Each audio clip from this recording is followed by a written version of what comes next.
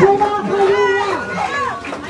Sa distrito mo po, Mayora Hani Nakora Pangalan.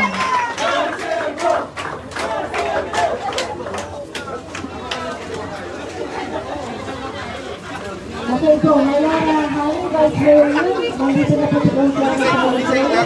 Nakaibigan po natin, Pinoy Pangalan. Director Marsan, Christian Fernando. At sa ngayon po, ay narinig po ang muling mensahe ni Vice Mayor Luther Bonyeto.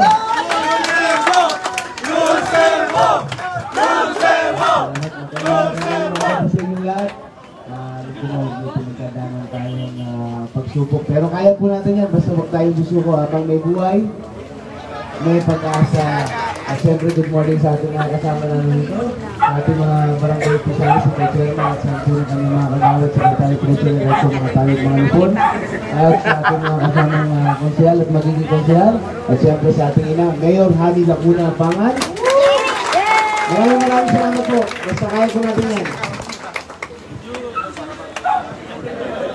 Thank you, Vice Mayor. So, pakilala po natin ang kapatid ni Vice Mayor Sir Bonyeto. Para maramdaman nyo naman dito sa Sampaloc ang alagang nito. Doktora Dayan Neto. Isang madalang umaga po ay Daddy Romani po. Ito yung nakakalungkot pong pagkakataon nito na siyempre masunod na umuulan pa. Pero wag po kayo mag-alala na active ng ating Mayora Hani Lacuna ay dito lagi po sa inyo mga alalay.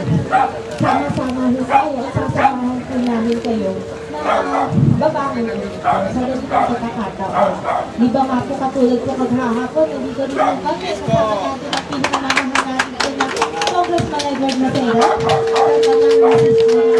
Doktora Giselle Maceda. Opo, yun po, maraming po salamat at kasama niyo kami, at kasama niyo kami na aalalay po siya ang buong team Lacuna Maceda niya po. Ito na! Ito na! At ito na po ang ating pong pinakahihintay, ang ina ng lungsod ng Maynila. At kumakalinga po sa bawat maliliwan, lalo na po sa mga nangangailangan sa tutungatan natin. Mayora Hani Lacuna po.